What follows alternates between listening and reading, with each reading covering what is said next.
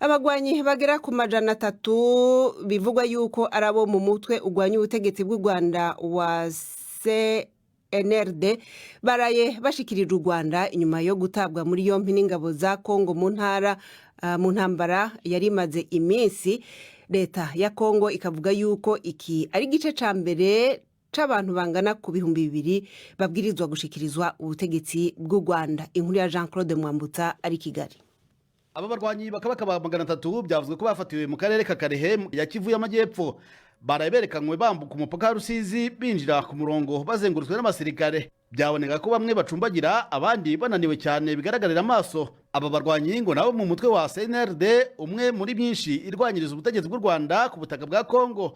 Umuhango wo kubashyikiriza ubutegetsi bw'u Rwanda wabereye ku mupaka wa Rusizi ibihugu byombi bisangiye. Ku ruhande rwa Kongo, umuvugizi wa gisirikare Major Jean-Louis Chimwang yavuze ko bamwe muri bo bafatagwa intwaro ziremereye. Muri uyu muhango, umuyobozi w'ingabo z'u Rwanda mu ntara y'Uburengerazuba General Alex Kagame yashimye iki gikorwa cy'ubutegetsi bwa Kongo, yavuze ko kigaragaza imibanire myiza hagati y'ibihugu byombi. Leta ya Kongo ivuga ko imaze guta muri yombi abarwanyi bakaba ibihumbi 200 nabo bagomba koherezwa mu Rwanda mu byiciro bizakurikira iki cyabanje.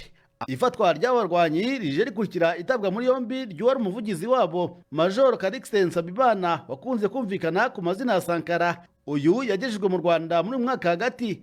Iri fatwa rinakurikiye kandi iyicwa rya bamwe mu basirikare bakuru bayoboraga ingabo z'imitwe irwanya u Rwanda. Igikorwa byavuzwe ko ari ingabo za Kongo mu mugambi mugari wo guhashya abarwanyi bari ku butaka bwayo.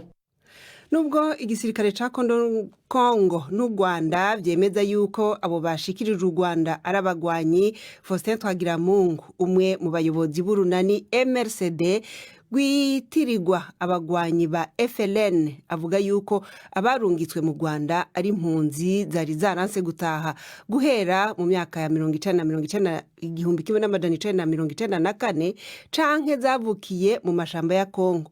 Yambwiye yuko ndetse benshi muri bo bitiwe muri ibyo bitero. Banze gutaha bihusha mu mashyamba hanyuma bagumayo. Abo bantu bafite n'impapuro za HCR. Ubwo ntibashobora kubo abo mwita impunzi, ahubwo ari bo bavuga yuko basanzwe bafise n'ibigwanisho ngo bafashe inkoho zirenga 60. Inkoho 60 ntabwo zishobora gufata igihugu. Ibyo ari byo byose tuzi ko abafashwe harimo n'abana, harimo n'abasaza. Amakuru twayabonye. Icyo nzi nuko izo mpunzi zifite ibyangombwa. Niba hari abo nabo bafashe bazaberekana. Ibyo tuzi nuko hari abantu bashyigikiye FLN bari muri izo mpunzi ariko batari abarwanyi. Oya, impamvu narinda babajije gutyo nuko aba bose batashe, mwebwe mwari muvuze yuko bose ari impunzi. Bose ni impunzi nyine.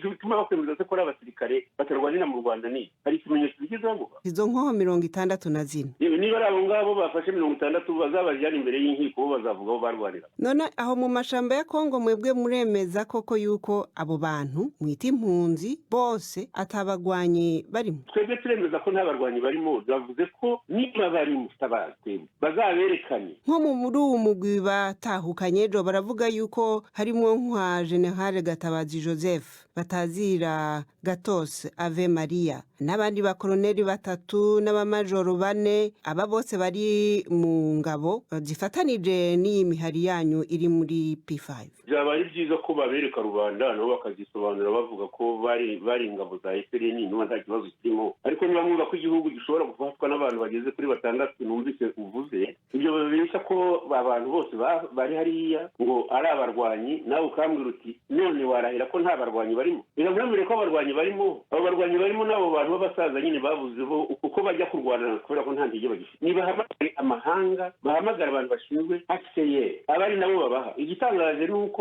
batemera ko abantu ba HCR banahagira ngo babanze bakontorore niba abo bantu ari impunzi cyangwa ari abarwanyi. Ikindi madame, abantu barishwe. Intumbi ntabwo bazerekana. Bakaza bitwaje abantu 291 baje kwerekana ko ngo ari abantu ngo barwana bashobora gufata igihugu. N'inkoho 60 n'imwe. Ibintu mwabibonye.